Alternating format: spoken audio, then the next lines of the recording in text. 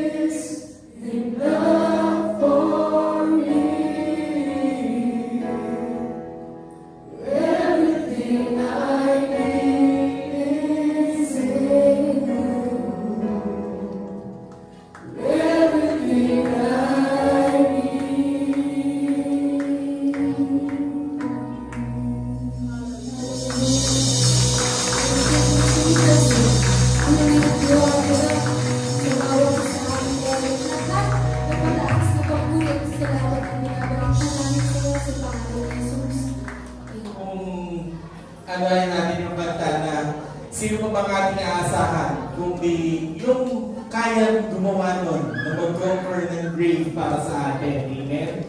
At gaya nga nung sinabi sa Psalms 37:4, kung tayo ay nagagalak sa Panginoon, ay ibibigay niya ang mga desires ng ating mga puso. So regardless kung anong ating sitwasyon ngayon, kung ang focus natin ay nasa Panginoon, ay talagang ibibigay niya lahat ng kagustuhan natin.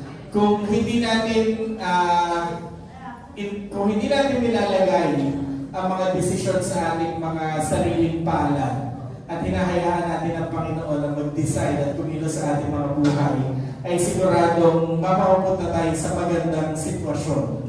Kasi minsan iniisip natin na ito gagawin ko kasi feeling ko ito yung best. Pero pag ganun kasi, yung sarili natin yung inaasahan natin. Pero kung iisipin natin na, Lord, ikaw lang bahala, I put my trust in you, you are enough for me, regardless of the situation, alam ko na ilalagay mo ko sa tamang lugar. Amen?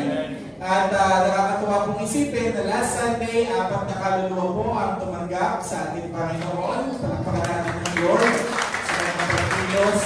At sa kabila ng medyo may malungkot na balita mula sa ating brethren sa Batangas, na ating isa pong kapatid doon ay pumanaw na si Sister Maming. Kung naalala niyo po siya or na-meet niyo po siya nung Rock. Siya po ay mother ni Sister Giselle.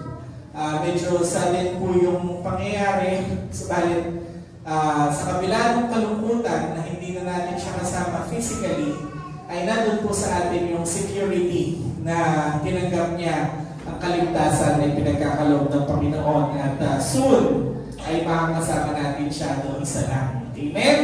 At sa lahat po ng mga announcements pala natin ay baka po implement na natin starting next week na wala na po tayong mga plastic cups kasi medyo malakas po ang consumption natin ng plastic cups. Let's see Mother Earth. Dala na po tayo ng sarili natin mga tumblers para po sa ating tubig. At yung coffee for a cause po natin ay continuous pa rin yun. Kung gusto niyo pong bumili, mag-resell, kayo na pong bahala. Kung gusto niyo pong inumin ang ating healthy coffee, meron po tayo doon 25 pesos ang isa.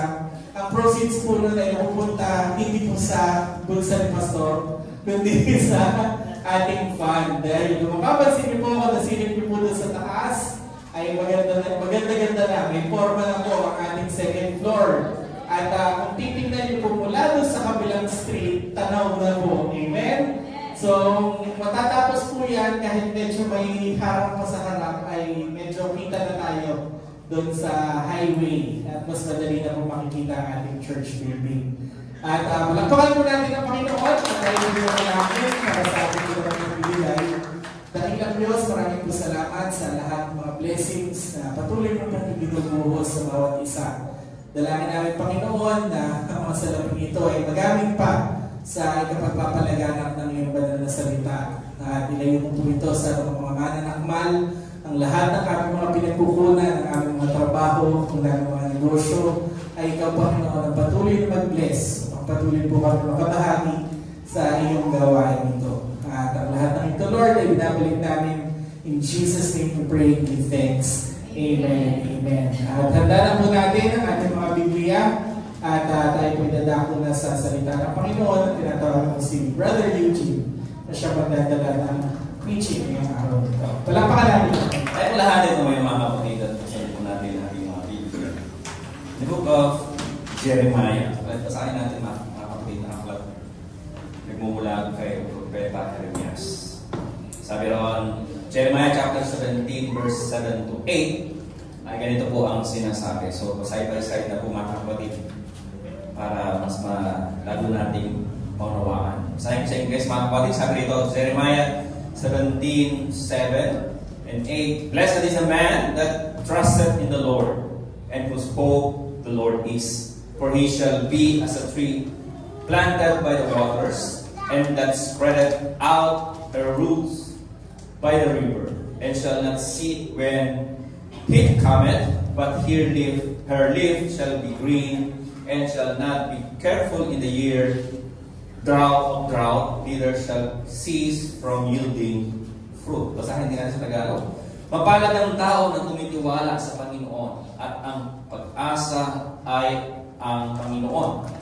Sapagkat siya'y magiging parang pulong kahoy na itinanim sa tabi ng tubig at nag-uugat sa tabi ng ilog at hindi na matatakot pagka ang init ay dumarating, kundi ang kanyang dahon ay magiging sariwa at hindi mababalisa sa taon ng pagkatuyo o maglilikat man sa pagbubunga. Tayo po lahat ay manalangin o dakilang Diyos. Muli kami po ay muli nagpapasalamat, Panginoon, hallelujah, sa umaga nito. At patuloy mo ako kaming binibigyan o Diyos ng kalakasang spiritual upang kami ay patuloy nga po na purihin ka, o Diyos, at itaas ang iyong pangalan. Patuloy na naisin na ikaw po, Panginoon, ay aming maglingkuran sa umaga nito. Salamat, o Diyos, sa panagumpay namin. Hallelujah. At kami po ay nagpunta sa iyong gawain. Muli, Panginoon, dalangin namin sa umaga nito. Minsan pa ay bigyan mo kami, Panginoon, ng kalakasang spiritual. Karunungang nagmumula sa iyo, O Diyos. Kaunawaan nagmumula sa iyo, O Diyos. At patuloy mo kaming turuan sa umagang ito, Panginoon. At mangusap ka sa amin. Bigyan mo kami ng ibayong kalakasan, ibayong encouragement, Panginoon, na ibigay mo sa amin sa umagang ito. Patuloy na ikaw ang magbigay ng kalakasan sa amin, O Diyos. Turuan mo kami, O Diyos. Patuloy mo pong gamitin ang iyong mensahero sa kanilang harapan. Ikaw ang patuloy na mangusap sa kanila. Gamitin mo siya, O Diyos, mightily, at patuloy mo siyang gawing tuntungan ng iyong mga pao, O Diyos. Muli, maraming salamat, Panginoon, sa pangalan ng Jesus. Lahat ay magsabing Amen. Ako po na po tayo, mga kapatid. Palapakan natin ng Panginoon. Hallelujah. Lord to God. Last natin nga po, mga kapatid, ay ating pong narinig sa ating Diyos at narinig natin sa ating Panginoon, sa ating pastor, ang kahalagahan niya po o pagpapahalagaan ng Diyos sa bawat pamilya, especially sa ating church. At ang plano nga ng Panginoon, as mentioned by our pastor, na nais ng Diyos ng ating mga pamilya from first generation to second generation to the last generation, ay lahat tayo ay maligtas. At lahat tayo ay makakilala sa Panginoon. Now, so umaga ito, mga kapatid, ay we are still studying about the family. At ang pag-usapan natin, mga kapatid, sa umaga nito is rooting my family in Jesus Christ. Rooting my family in Jesus Christ. Now, since the beginning, mga kapatid, from the time of creation, ay nandun, mga kapatid, yung maging sa dumating ang ating Panginoong sa Kristo, maging sa mga mensahe ng mga apostles, mga mensahe ng mga lingkod ng Panginoon, ay makikita natin na farming ay isa po sa ginagamit ng Biblia. Farming, sowing and reaping, seeds, nandun, mga kapatid, yung pagkakalaman. At ito po ay ginagamit ng Biblia. It is inspired by, used by Bible to inspire us, mga kapatid, ng kahalagahan po na mayahalintulad ng pagpahalaman sa ating mga buhay. At maging po sa ating mga spiritual na pamumuhay. Amen? Kaya nga, nung pandemic, nauso yung kantita eh. Sino ba yung naging kantita ng pandemic? Diba? Nauso na gano'n lang ginagawa. Ay, nauso yung pag-satanin. Now, it is fascinating. Please watch the video, mga kapatid. It is fascinating watching a plant grow. And it's makikita natin dito, mga kapatid, from the start a seed na ito po ay nagtatanim natin sa mga sa lupa, at makikita natin kung paano siya nag-grow. It breaks the surface at it heads towards the sun. Yan.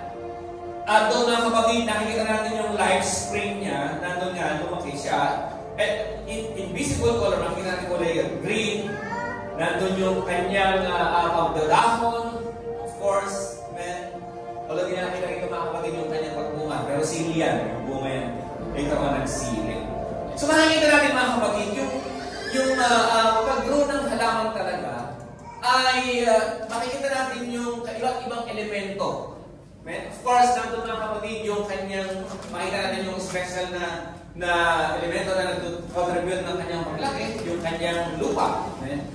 Yung soil, nandun yung kanyang amount of water, nandun yung kanyang amount of sunlight, nandun yung kanyang maayos na temperatura ng kanyang kinalalagyan. At ito po ay, and I know mga kapatid, lahat kayo nakaka-relate.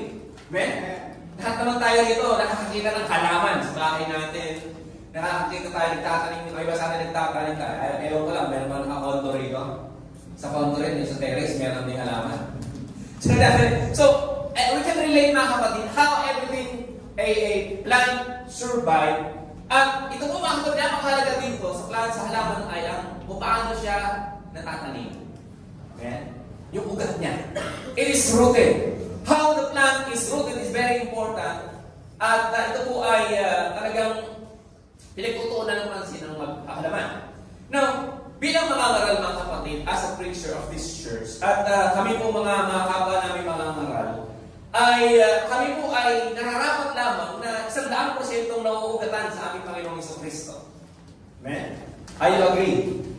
Amen? Lahat po kami mga kapatid ay mahalaga na kami po mga ngaral, kami mga lingkod ng Panginoon, or even may ating po mga worship leaders, everything, mga teachers dito sa church natin, lahat ng mga workers ay mahalaga na bawat isa sa kanila o isa sa amin, we are 100% rooted in Jesus Christ and Jesus Christ alone. Amen? Kumbaga mga kapatid, kami po ay nakakilala sa Panginoon, kami po ay nag-uugat sa Diyos. Hallelujah. Sapagkat mahalaga sa amin, we are firmly planted in a good soil. Amen?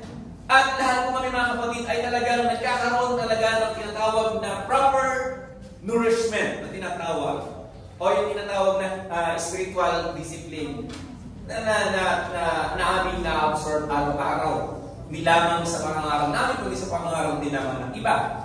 Now, mahalaga na mga kapatid na we cannot simply preach without this spiritual food na tinatanggap din naman namin. Now, sa ating pong pag-uugat mga kapatid, sa aming pag-uugat bilang mga lingkod ng Diyos, ay doon po nakikita o na-identify that din mga kapatid kung sino ba talaga tayo kay Kristo. Amen? Kaya nga, nandun mga kapatid yung kahalagahan kung paano nga po tayo nag-uugat sa ating Diyos. At lahat bilang naman mga ngaral, kundi lahat tayo mga kapatid na narito sa church na ito ay we need to check mga kapatid kung how we really identify ourselves or paano nga ba tayo nag-uugat sa Diyos. Now, dito sa ating talatang binasa mga kapatid, dito sa aklat ni Jeremias, ay ito po mga kapatid ay isang sulat ni Propeta Ezekiel na kanyang pinapatunayan, amen, na ang kahalagahan o dapat ikonsidera ng isang mananampalataya kinikonsidera ni Ezekiel, mga kapatid, yung posisyon, yung posture, o yung proximity namin sa Diyos. Amen? Mahalaga daw po mga kapatid sa isang mananampalataya kung paano natin nakikita ang ating sarili sa distansya natin sa Diyos. Amen? Now, bilang mananampalataya, kailangan para daw po tayong mga Kristiyano na nagtatanim sa tabi ng ilog. Amen? Meaning to say mga kapatid na bilang Kristiyano, bilang anak ng Diyos, you are not far from God. Na talagang nandun mga kapatid, yung ikaw ay laging nang nakaka-absorb ng nutrient tulad ng puno na nakatabi sa ilog. Kumbaga yung ugat niya mga kapatid ay nakakasipsip ng tubig at ng mga iba't ibang kailangan ng halaman sa kanya pong paglaki. Same with us mga kapatid, ay nandun din po mga kapatid ang gusto ni Ezekiel na tayo po mga kapatid ay hindi lang malapit doon sa Diyos, kundi nag-cultivate doon din po natin kung paano tayo lumalapit sa Panginoon. Amen? Sa paanong paraan? Of course, mga kapatid, sa pananalangin, sa ating pagbabasa ng Biblia, during the time of this worship, mga kapatid, At marami pang kaparaanan kung paano natin makikilala talaga ang ating Panginoong Diyos. Amen? At the same time, nandun nga yung pamunga. Amen? We can identify that we are close to God when we are bearing fruits. Amen? Lahat na namunga, masabi ng Amen. Praise the Lord. Ang pamunga po mga kapatid ay pwedeng pansarili. Kumbaga, you bear fruit of changes. Amen? Nararamdaman mo mga kapatid na ikaw ay nagbabago, na talagang binabago ka ng Panginoon. Nandun talaga yung ramdam mo, yung how God changed you. Amen? Kung paano binago ng Panginoon ang sarili mo, kung paano binabago ng Panginoon ang iyong pamilya. Kaya nga, hallelujah, pinabanggit dito mga kapatid yung last time na mga kapatid, pinagtitigan talaga ng ating pastor na ang kahalagahan ng buong pamilya ay nakakakilala sa Diyos. Amen? Now, sabi nga ng pastor, we are family here. At aminado naman ako mga kapatid na tayo po ay isang pamilya. At nabanggit nga rin po mga kapatid ng pastor last Sunday, yung prayer warrior. Babanggitin ko ulit. Now, sa prayer warrior nga po mga kapatid, ay kami po ay nananalangin at ako po nga yung naka-assign doon sa church family members. Amen? At sa amin po prayer warrior ay isa-isa po nga po pinapanalangin lahat kayo. Amen? You can imagine mga kapatid. Now before, nung unang nag-start po kami ng prayer warrior, ay binabanggit ko po lahat ng pangalan.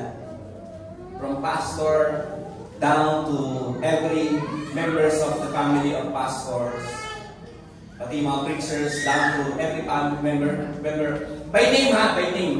Every family of the preachers and the members by name. Maabot po kami nagsisimula kami ng alas 6. Umaabot kami ng bago mag-alas 9 ng gabi. Amen? Imagine ninyo mga kapatid. Tapos sa mga kasama ko ay mga isang ibang senior. Siyempre, nagugutom na sila. At nananalangin ako, kumakalasing na yung plato ng iba. Hindi naman ako mahiyak. Hindi naman ako na kasi nag-oras na nakain nga eh. So, 1.5 hours, it took me 1.5 hours previously to pray for all of you. Amen? Alam nito ni Sister Emily na kusubo ko mga kapatid pastor, Nikki. Naabot ako ng isang oras kalahati previously para ipanalangin ang lahat ng membro. And lately mga kapatid, nahihiya na ako sa aking mga grupo kasi nahihinig na sila. Ang tagal ng pananalangin ko. Kaya naman mga kapatid, ang ginawa ko ay binibilisan ko na at mga surnames na lang talaga. Buong surnames na lang na aking pinapanalangin. Every family's members ng surnames ng NLAX family ay pinapanalangin ko po mga kapatid. And so far so good, less than 1 hour na lang. Less than 1 hour na lang yung aking pananalangin. At one of my prayers doon mga kapatid ay para sa buong pamilya ng NLAX. Ay each every family, aminado po kayo mga kapatid, aminado naman tayo na may mga pamilya dito na isa lang ang mananampalataya. Tama? May mga pamilya dito mga kapatid, isa lang ang umaten. May mga pamilya na hindi lahat ay narito kulang. Kaya nga lahat, sa aking panalangin mga kapatid, ay lahat ng miyembro ng pamilya po ay maligtas at makakilala sa Panginoon. And isa rin sa panalangin ko ay yun nga po yung kung sino yung ligtas na doon sa pamilya, ay dinudulog ko talaga sa Panginoon na gamitin ng Diyos para maging kaligtasan, daan din ang kaligtasan ng ibang membro ng pamilya. Amen? Do you think that's the right prayer? Amen. Kaya nga, mga kapatid, napakahalaga po mga kapatid na sa umaga nito, ang ating pag-uusapan ay rooting my family in Jesus Christ. Now, importante mga kapatid na yung isang miyembro ng pamilya na yung naligtas ay maunawaan itong pag-uusapan natin sa umaga nito, and especially sa lahat sa atin mga kapatid. Na rooting my family in Jesus Christ. Mahalaga mga kapatid na we are aware na upang magawa natin na ang ating buong pamilya ay maligtas at maugat natin sa ating Panginoon sa Kristo, ay kailangan din naman na tayo mismo na narito nakakilala sa Panginoon, talagang nag-uugat tayo sa Diyos. Amen? We cannot make our family rooted unless we are rooted properly in Jesus Christ. Amen? Kaya, so bakit mga kapatid, hallelujah, ay dapat natin maunawaan na we should always be, gaya ng lagi natin narinig, we should be always the light of the Word, salt of the Word, para sa ating mga pamilya. Kailangan mag-set tayo ng example. Kailangan tayo magpakita nga po tayo mga kapatid, hallelujah, na tayo raw po ay mga Kristiyano o isang miyembro ng pamilya na ligtas, na talagang nandun daw po yung ating pong ugat ay nadadaluyan ng tubig para tina. Amen? Kaya, hallelujah, nakikita yung pagmumunga sa atin bilang mananampalataya. Rooted in Jesus Christ ay namumunga, sabi ni Jeremias. Now, how can I and my family be rooted in Jesus Christ? Paano nga ba? Paano nga ba hahayaan? Una, ang aking sarili na lalong mag-ugat sa ating Panginoong Diyos, Panginoong Jesucristo, at paano ko hahayaan din naman na aking pamilya ay mag-ugat sa ating Panginoong Jesucristo? Both of them. Amen? You and them. Lahat tayo ay dapat nga po mga kapatid mag-ugat sa ating Panginoong Jesucristo. At paano? Two things lang mga kapatid ang mag-usapan natin sa bagang ito. Dalawa lang. Para hindi tapahan manhinig kayo mga kapatid. Number one. Natatawa si Rehna. Rooted in Jesus Christ through faith. Kailangan mga kapatid, hallelujah, na tayo po ay mag-ugat sa ating Panginoong Jesucristo. At the same time, ang ating mga pamilya sa pananampalataya sa ating Panginoong Jesucristo. In the book of Colossians chapter 2 verse 6 to 7, ganito po ang sinasabi. As ye therefore receive Christ Jesus the Lord, so walk in Him. Amen? Verse 7, rooted and built up in Him, and established in faith, as have been taught, abounding therein with thanksgiving. Kung paano nga inyo tinanggap si Kristo Jesus na Panginoon, ay magsilakad kayong gayon sa Kanya, na nangauugat at nangatatayo sa Kanya, at matibay sa inyong pananampalataya gaya ng pagkaturo sa inyo na sumampalataya sa sumasagana sa pagpapasalamat. Yan. Rooted and built up in Jesus Christ. Amen. Ay, ito po ang nagbibigay sa atin ng matibay na pananampalataya. Amen? Kaya itong pahayag ni Pablo mga kapatid sa Colossians ay nais ni Pablo na sila po ay manatiling matibay sa kanilang pananampalataya.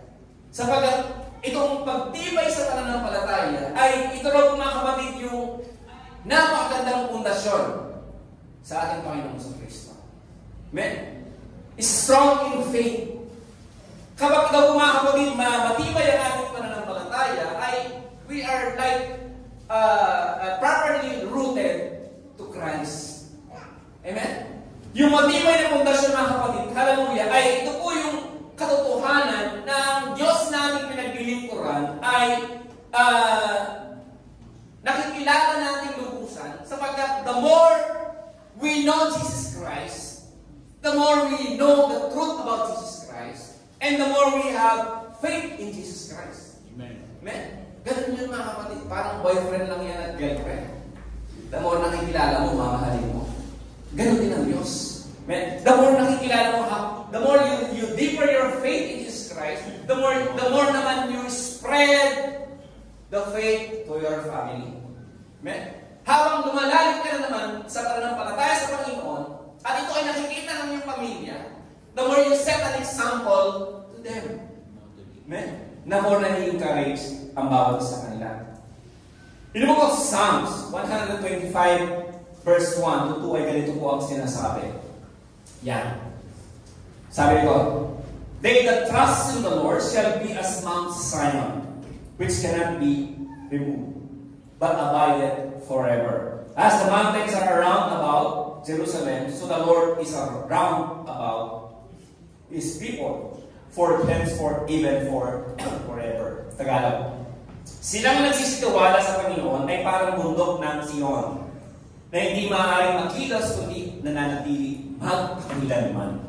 kung paano ang mga bundok na nasa palibot ng Jerusalem, kayo ng Panginoon sa palibot ng kanyang bayan mula sa panahon ito at sa magpakailanman. So, mga kapatid, consider this. Consider natin itong verse na ito. Talagang Mount Zion really exists. Kung hindi pong babasahin mga kapatid. At ito po ay tinatawag ding City of David. At ito rin ay, lately, ito po ay represented by the old Israel. No, sa ating Bible study mga kapatid ay nakita natin nakapakinggan about how the Israelites and God, yung kanilang relasyon doon. And nakikita natin, narinig natin mga kapatid how God protect His people. Amen? At gaya nga nitong pinag-aaralan natin, ganoon yung pagpoprotekta ng Panginoon sa mga Israelita, how God surround His people just like the mountain. Now, tayo po mga kapatid, kapag tayo ay inilagay daw po natin ng ating tiwala talaga sa Diyos, ay para daw po tayo Mount Zion or mountain talaga. Na ito raw po mga kapatid ay nakukuha natin na ito ay matibay. Amen? Ibig sabihin mga kapatid, ang ating matibay na pananampalataya ay nagtitiwala tayo sa Diyos na Diyos na unchanging God. Yung Diyos na hindi nagbabago. Nagtitiwala tayo sa Diyos na talagang very faithful to us. Nagtitiwala talaga tayo sa Panginoon na who is very steady. At nagtitiwala tayo sa Panginoon na talagang He is true in His Word. Ang Diyos may isang salita. Amen? Hallelujah. Kaya nandun mga kapatid yung karapang ang ating pinagtitiwalaan talaga ay nandun yung the more na we trust God, the more we stay strong, the more we stay steady and faithful. Amen? Kaya we can compare mga kapatid yung ang Diyos like is mountain. Kapag sabi pa rito, kapag nagtiwala tayo sa Panginoon, hallelujah, yung Panginoon natin talaga ay parang nakapalibot pa sa atin. Amen? Hallelujah, na parang marami bang gagawin ng Panginoon para sa atin. Hallelujah. At ano yung mga yun? Hallelujah. Because God is omniscient, God is omnipotent, God is omnipresent. Hallelujah. Ay nandun mga kapatid, kapag tayo po ay rooted in Jesus Christ through faith, ay nandun po mga kapatid yung we are surrounded by God's protection and everything. Just like the band of, next slide. Sabi diyan, give us a strong band of, yeah. Kapag tayo po mga kapatid ay nakakilala sa Panginoon o kumikilala sa Panginoon at nananampalataya sa Panginoon, we are rooted in Christ through faith, it will give us a strong bond. Amen? Kumbaga, ang Diyos mga kapatid ay naglalagay nagbibigay sa atin ilan lamang ito, ba't marami pa? But still mga kapatid, itong bagay na ito ay napakahalaga. Kapag tayo po ay nagmatibay sa pananampalataya natin, we are rooted in Christ. Hallelujah. Through faith. Sa pananampalataya nito mga kapatid, number one, magkakaroon daw po tayo ng tinatawag na divine protection. In the book of Psalms 34 verse 19, ay ganito po ang sinasabi. Many are the affliction of the righteous, but the Lord delivered him out of all them. Marami ang kakalamitian ng matuwid, ngunit iniligtas ng Panginoon sa lahat. Amen. You may have mountains of problem. Amen. Kabundok pa ng problema mo ngayon. But I do believe, mas kabundok ang solusyon ng Diyos. Palakpakan natin ng Panginoon. Hallelujah. God is a mountain of protection sa atin. Hallelujah. Maraming protection na ibinibigay ang ating Panginoon sa ating mga buhay. Next slide. Comfort, sabi noon. Sabi noon sa comfort. Psalms 34 verse 18. The Lord is nigh unto them that are of broken heart, and saveth us just as be of a contrite spirit. Ang Panginoon ay malapit sa Kanya na may bagbag na puso at iniligtas ang mga nagsising diwa. May pagsisising diwa. Pala. So, nandun man, We all receive failure. Nag-fail tayo mga kapatid sa ating mga buhay. Nasasaktan tayo. May nabibigo tayo. Minsan hindi tinatanggap o hindi natin nare-receive ang tugon ng Panginoon sa ating mga panalangin. Amen? But hindi nangangahulugan na pinapabayaan tayo ng Diyos. Hindi nangangahulugan mga kapatid na iniiwanan tayo ng Panginoon. The Bible still says mga kapatid na ang Panginoon ay there to comfort us. Amen? Upang tayo ay anumin, upang bigyan tayo ng pag-asa. Amen? Sabi nga doon sa kanta, yung hope. Yung kanta na madalas natin narinig, living hope. Help nga kayo sa akin ng awit. He is our living hope. Amen? Kumbaga, kapag nanampalataya ka sa Panginoon, habang buhay ka may pag-asa. Amen? Hindi ka mawawalan ng pag-asa. Next is guidance. Proverbs 3, 4, 5, and 6. Sabi noon, ito, wala na sa atin. Trust in the Lord with all thy heart and lean not unto thy own understanding. Tumiwala ka sa Panginoon ang buong puso mo at huwag kang manalig sa iyong kaunawaan. Amen? Kilalanin mo siya sa lahat ng iyong mga lakad at kanyang tuturo ang inyong mga landas. Amen? Kalakip nga ng ating pananampalataya sa Diyos, mga kapatid, ay yung buong pagtitiwala talaga sa Diyos. Amen? Hindi pwedeng 50-50 lang ang pagtitiwala sa Panginoon. Kailangan 100% you trust God. And you trust God for everything of your life. Lahat ng bagay sa buhay mo, itatrust mo sa Panginoon. Hindi pwedeng 75%, hindi pwedeng 90%. Lahat. Ito nagiging problema mga kapatid ng maraming mga Kristiyano. Na yung konting pag-aalinlangan mga kapatid, hallelujah, ay nasisira yung maraming porsyento para ng parataya. Tandaan natin. Kailangan mga kapatid, lubusan tayo magtiwala sa Panginoon. Itiwala talaga natin. Because when you anchor your faith to God, mean to say you are trusting God 100%. Hindi tayo magdagaalinlangan kahit 1% man. Huwag namin hayaan na tayo po ay mag-alinlangan. Lalo tayong dumipende, lagi tayong dumipende sa Panginoon. Hallelujah. At lalo nating sundin ang Panginoon sa lahat ng kanyang plano. Amen? Pang-apat, sabi noon, correction.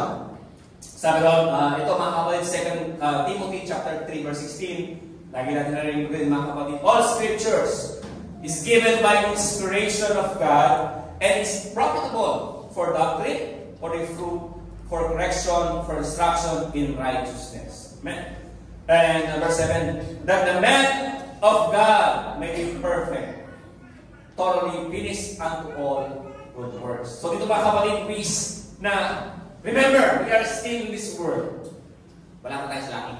Amen? Hindi pa tayo perfect.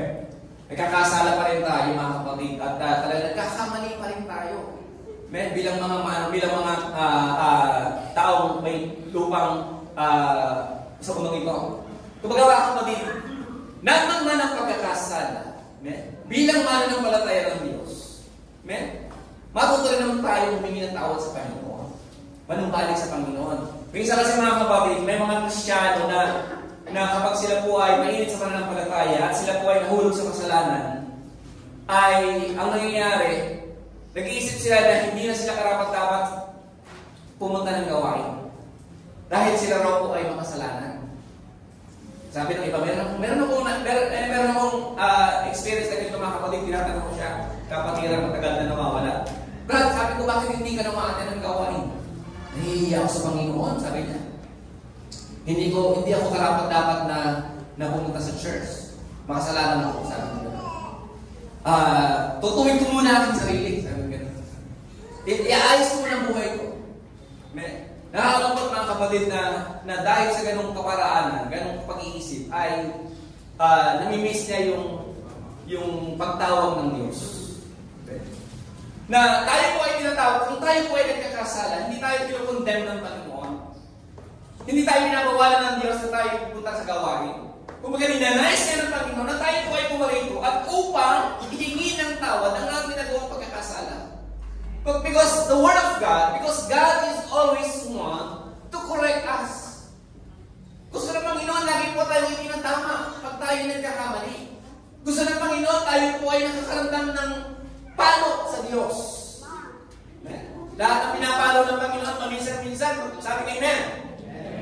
Praise God. Matakot ka kapag hindi ka na pinapalo ng Panginoon. Tsupera ka na. God doesn't care for you kapag hindi ka na pinapalo ng Diyos, hindi ka na tinutuwid ng Panginoon. Mabalad ka, masaya ka, magsaya ka kapag nakikita mo na kapag ikaw ay nagkamali, nandyan ka agad ang correction ng Diyos. Yung konsensya. Remember, yung conscience, nagkakaroon natin last time. Yung konsensya mo na ikaw ay nagkamali sa Panginoon, na tinutulak ka ng konsensya mo, nagkamali ka, humingi ka ng tawad sa Panginoon, at humingi ka ng kapatawaran. And that is important. Kapag hindi mo naramdaman yung konsensya, magkakasala ka ulit. Tama? Hallelujah. Ganun po yun, mga kapatid. Kaya nga mahalaga na tayo po ay when we are rooted in Christ, nandyan, mga kapatid, yung correction talaga ng Diyos. At talagang ayaw ng Panginoon na tayo malayo, and He wants always to correct us. Palapakan namin ang Panginoon. Number 5, James chapter 1, verse 17, ganito po ang sinasabi. Ang bawat mabuting kaloob at ang bawat dalang na kaloob ay pawang buhat sa itaas, na bumaba mula sa Ama ng mga ilaw na walang magbabago ni kahit anumang pag-iiba. Now, itong number 5, mga kapatid, yung tinatawag na undeserved blessings of grace. Undeserved blessings of grace. Remember, mga kapatid, pinag-usapan na natin yung grace. Nabanggit na natin, pinag-usapan natin yung grace, biyaya. What is grace? It is a gift. It is a gift that we do not deserve. Hindi tayo karapat-dapat, pero binibigay sa atin. That is a gift. That is a grace. Now, tayo lahat, mga kapatid, hallelujah, kapag tayo po ay nanampalataya tayo sa Panginoon, at we anchored ourselves to Jesus Christ through faith, isa doon sa nagbabag sa atin nga yung grace ng Diyos. Remember, we are saved through faith.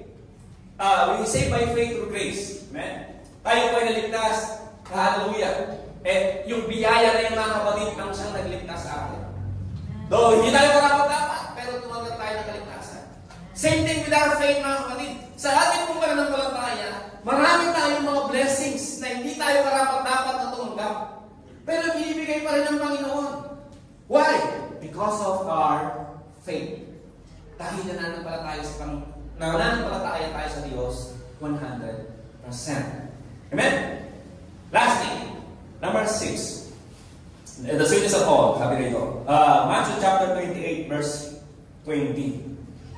Sabi rito, basahin natin yung simula. From the dulo lang. Teaching them to observe all things whatsoever I have commanded you, and lo, I am with you always, even unto the end of the world. Amen. Sabi lang sa Tagalog, at narito ako'y sumasa inyong palagi hanggang sa katapusan ng sanlibutan. Amen. And this is the sweetness of the Lord. Na His own presence. Mahalaga, mga kapatid, na when you anchor yourself to Jesus Christ through faith, ay nandun, mga kapatid, yung kanyang presensya. And this is very important, mga kapatid, at ito yung napakagandang pangako ng Diyos sa atin, na ang presensya ng Diyos kasama-kasama natin.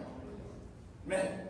And hindi lang kasama-kasama, kundi sinasabi nito, mga kapatid, hanggang katapusan. Amen. Until the end of the world. So kaya nga natin, mga kapatid, yung sinasabi na tumiwala tayo sa Panginoon. Sino ang magtitiwala ka bukas ay siyang maliligtas? Because of this. Na pangako ng Panginoon, mga kapatid, hindi talaga tayo iiwan ng Diyos hanggang sa end of the world. Because of our 100% faith. Amen. Kaya nga, hallelujah, itong bond na ito, na ipinapangako ng Panginoon, mga kapatid, ay nandoon, nasa atin. We have this. Amen. God promised it, mga kapatid, at talagang nothing can shake Him. Talagang walang makakagawa, mga kapatid, na kanong bagay na magdalayo sa atin sa Panginoon, sa ating pananampalataya. Amen? Kaya nga, nandun ang Panginoon, kasama natin. He goes before us. He comes behind us. He lays His hands on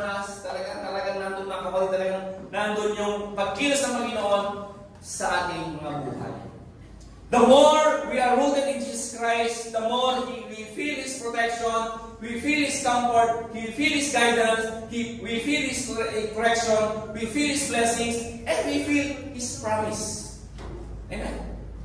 Mararamdaman at nararamdaman po natin ang lahat ng bagay nito habang tayo po ay lumalalim at nag-uugat sa pagkakilala at pananampalataya sa ating Panginoong Diyos. Amen? Palakpakan natin ang Panginoon. Kaya pa ba? Amen. Pangalawa. Nasa pangalawa pa lang po tayo. Pangalawa. Rooted in Jesus Christ through love. Amen. Mahalaga din po mga kapatid, hallelujah, na tayo po ay nag-uugat. Hindi lamang sa pananampalataya sa ating Panginoong Kristo, kundi nag-uugat din po tayo mga kapatid, hallelujah, sa pag-ibig sa ating Panginoong Kristo. Nananampalataya tayo sa ating Panginoong Kristo, at the same time, minamahal po natin ang ating Panginoong Kristo. Why? In the book of Ephesians chapter 3, verse 14 to 19 ay ganito po ang sinasabi. Basahin ko sa Tagalog. Dahil dito ay iniluluhod ko ang aking mga tuhod sa Ama, na sa Kanya ay kumukuha ng pangalan ng bawat sambahayan ng langit at sa lupa. Verse 16, upang sa inyo'y ipagkaloob niya ayon sa mga kayamanan ng Kanyang kalawlatian, na kayo'y palakasin ng kapangyarihan sa pamamagitan ng Kanyang Espiritu sa pagkataong loob. Na si Kristo ay manahan sa inyong mga puso sa pamamagitan ng pananampalataya upang kayo'y mag-ugat at magtumibay sa pag-ibig. Ay lumakas upang matalastas pati ng lahat ng mga banal kung ano ang luwang at ang haba at ang taas at lalim, at makita ang pag-ibig ni Kristo na hindi masayod ng kaalaman, upang kayo'y mga puspos hanggang sa buong kapuspusan. Amen. Now, kung nabasa niyo po mga kapatid ang aklat po ng Efeso, chapter 1, verse na binasa natin, ay dito mo natin makikita kung saan Paul express or Paul explain mga kapatid sa mga mananampalataya ng Efesos ang napakamakapangyarihan, very incredible new life na ibinigay ng Diyos sa kanila through grace. Kaya nilabagay ko mga by grace through faith. Amen? Na ibinigay niya ito mga kapatid, hindi lamang doon sa mga taga-Efeso na ito, kundi sa lahat sa atin. Amen? Kumbaga, natin mga kapatid yung pagpapaliwanag niya. At dito sa talatang binasa natin mga kapatid, ay ito po yung kung saan ay ipinapanalangin, hallelujah, na ni Apostol Pablo, ito po mga taga-Efeso. And he prays for them. Verse 14. Next time, sister. Yeah. And yung verse, Ephesians. Next. Yeah. Yeah, sabi nga, for this cause, I bow my knees on the Father. Kumbaga natin mga kapatid yung pananalangin ni Pablo para sa kanila. Sabi, after explaining nga lahat ng kabutihan ng Panginoon, after ipaliwanag yung Pablo sa kanila na yung kanilang pagkaligtas ay mahalaga sa kanila, ay pinagdasal sila ni Pablo sa Panginoon. And verse 15, makikita natin mga kapatid, hallelujah, sabi ni Pablo sa verse 15, ay, of whom the whole family in heaven and earth is named. Amen? So dito mga kapatid sa verse 15, ay makikita natin dito directly that Paul addresses, amen, God. Sa paano paraan? He addresses God profoundly. So sinasabi mga kapatid na he deeply introduced God, hallelujah, or identified God as the ultimate father of the family. Amen? Kumbaga mga kapatid, si Pablo talaga ini-emphasize niya na tayo mga mananampalataya, hallelujah, ang ating Panginoon sa Kristo, ang ating Diyos talaga, ang ating Ama. He has a special parental role for every family. Amen? And that is one thing na dapat natin makita. Now, verse 16 mga kapatid, hallelujah, sabi dito verse 16, that the world grant you, that He will grant you, according to the riches of His glory,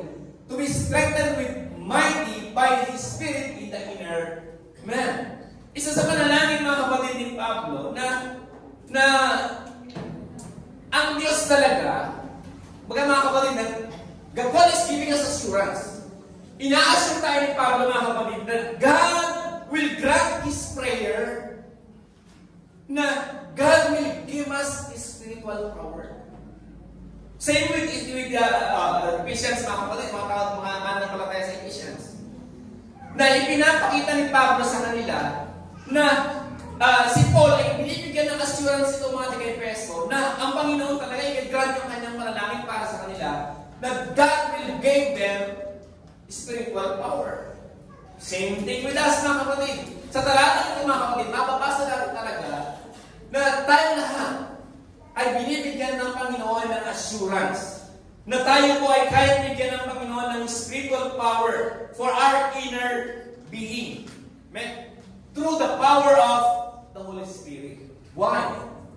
In the book of Ephesians chapter 1 verse 13, balikan natin yung sinabi ni Pablo. Sabi naman, Ephesians 1:13, nasa Kanya'y kayo rin naman, pagkarinig ng aral ng katotohanan ng Ebanghelyo ng inyong kaligtasan, nasa Kanya rin naman, mula nang kayo'y magsisampalataya, ay kayo'y tinatakan ng Espiritu Santo na ipinangako.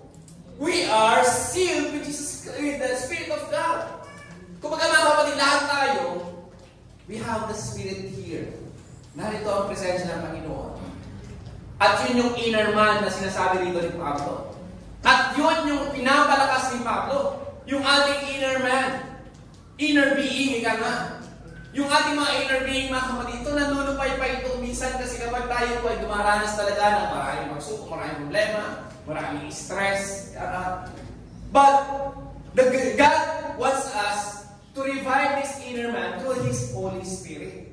At yung pangako na yung mga kapatid na ipinapangako ng Diyos ni Pablo rito, na kaya ibigay ng Panginoon ito through His prayer. At part ng prayers din mga kapatid, next slide. Part ng prayer din ni Pablo, yung 17 mo, yung verse 17. Ephesians 7 yan. Sabi na, next prayer ni Pablo, sabi niya, verse 17. That Christ may dwell in your hearts by faith. Remember, pinag-usapan natin ito kanina. Yung verse natin, rooted in Christ through faith. That ye, being rooted and grounded in love. Ito mga kapatid yung pangalawa. We are, verse 17 pa rin, that God prays, Paul pray, na tayo mga kapatid ay patuloy nga na sa pamamagitan daw po ng ating pananampalataya, bukod sa pananampalataya natin sa ating Panginoon sa Kristo, tayo din po ay magkaroon ng mag-ugat, patuloy na mag-ugat, at patuloy na maging grounded in love to Jesus Christ. Why patuloy? Sabagat we are already grounded and rooted in love. Dahil nga sa kaligtasan na tinanggap natin. Yung pag-ibig na yun mga kapatid ay binigay ng Diyos sa atin, hallelujah, ay gusto ng Panginoon, gusto ni Pablo, na lahat tayo po ay magpatuloy na lumalalim talaga sa pag-ibig sa Diyos. Tinutulak ng pananampalataya. Now, bakit nga ba gusto ni Pablo itong mangyari sa atin? Bakit nga ba nais ni Pablo na lahat tayo po ay patuloy nga po na lumalim sa pag-ibig sa Diyos? Verse 18, ganito po yung sinasabi. Sabi dito sa verse 18. Sabi ron, ay lumakas upang matalastas pati ng lahat ng mga banal kung ano ang luwang at ang haba at ang taas at lalim, at nakita ang pag-ibig ni Kristo na hindi masayad ng kaalaman upang kayo'y mga puspos hanggang sa puspusan ng Diyos. That is the reason. Gusto ng Panginoon mga kapatid, gusto ng Diyos na tayo pong lahat ay we are rooting our family through Jesus Christ, through love, because nais ng Panginoon na lalo po natin makilala talaga ang Diyos, ang pag-ibig ng Diyos sa bawat isa sa atin. Why? Sapagkat God's love, ay ito nga yung pag-ibig na hindi natin masayod ng iba. Sabi rito. Dahil nga sa ating pag-unawa ng pag-ibig ng Diyos, hallelujah, ay binibigyan daw po tayo ng kapatid ng knowledge, wisdom, and understanding para maunawaan daw po natin yung, para magkaroon tayo ng tinatawag na comprehension sa pag-ibig ng Diyos. Amen? Naunawaan niyo ba ako? Amen. Praise the Lord. Kung mga kapatid, God loves us in a simple way. Mahal tayo ng Diyos. Ang ibang tao hindi nauunawaan yun. Pero tayo mga kapatid, dahil nga yung pag-ibig ng Diyos ay binibigyan tayo ng spiritual power, binibigyan tayo ng comprehension, binibigyan tayo ng wisdom, knowledge, and understanding para lalo po natin maunawaan talaga na tayo minahal ng Diyos. And that will push us to love Him more in return. Amen? Yun yung magpupush sa atin. Kaya nga, itinutulak tayo ng ating pong pananampalataya at ng ating pag-ibig para lalo po tayo lumalim sa Diyos. Kuha po ba? Palapakan natin ang Panginoon. Hallelujah. Rooting our family, rooting ourselves to Christ, mga kapatid, through love. Hallelujah. It's not just telling you love your family. Amen? Hindi po ganun lang dapat. Ang rooting our family or rooting ourselves to Christ, rooting our family to Christ is you show your love to them. Amen? Mahalaga po mga kapatid na ang ating pag-ibig ay pinapakita naman natin sa ating mga kasama sa bahay, sa ating pamilya. Sabi ko nga sa inyo, magandang example mga kapatid, yung nakikita nila sa atin yung pag-ibig ni Kristo na tinatanggap natin. Amen? Hallelujah. Again, yung isa din sa mga prayer ni Paul dito mga kapatid, hallelujah, na yun nga yung maunawaan natin yung plano ng Diyos. Next, verse 1. Ephesians 3:14. Hallelujah. Ang sabi nito, ito na ang magandang pangako. Sapagat ako'y naniniwalang lubos na kahit ang kamatayan man, kahit ang buhay, kahit ang mga anghel, kahit ang mga pamunuan, kahit ang mga bagay na kasalukuyan, kahit ang mga bagay na darating, kahit ang mga kapangyarihan, kahit ang kataasan, kahit ang kababaan, kahit ang alinmang ibang nilalang ay hindi makapaghihiwalay sa pag-ibig ng Diyos na nasa kay Kristo Jesus na Panginoon natin. Amen?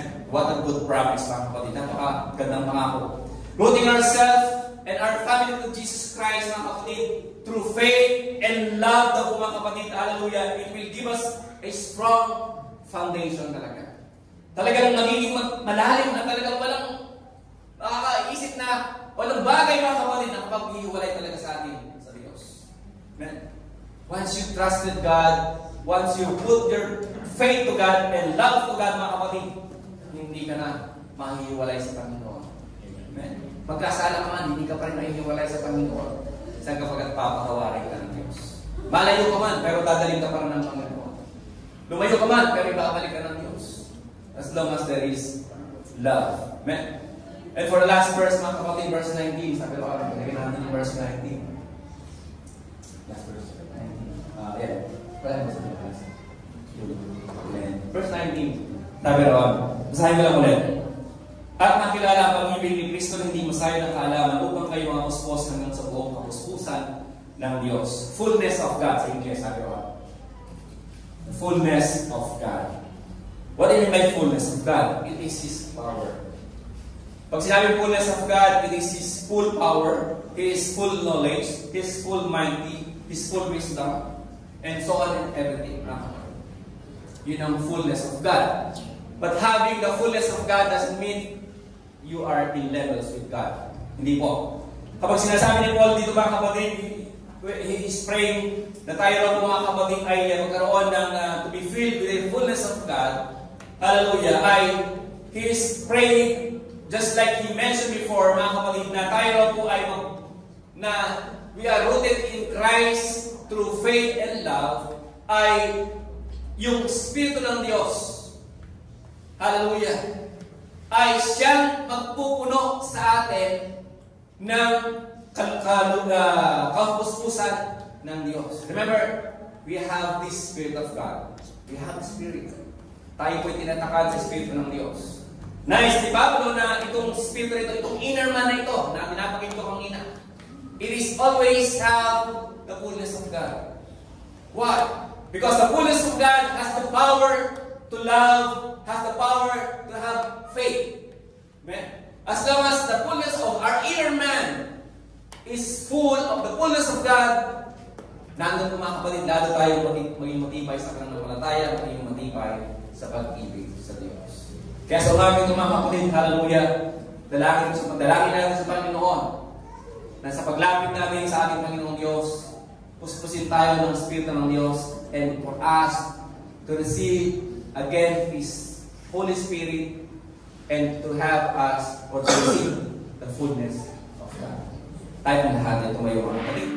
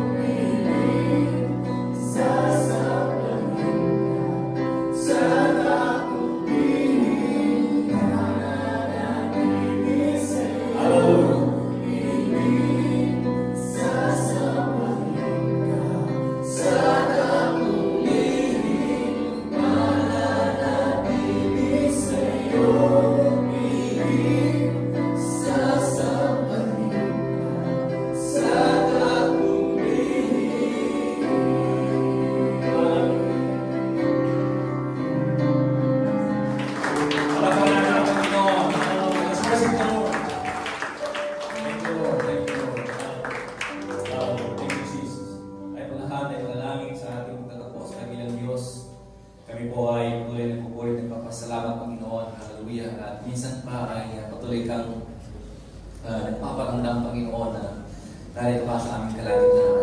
Salamat sa iyong presensya, O Diyos. Salamat sa iyong Espiritu. Salamat sa kalakasan, Panginoon. Hallelujah.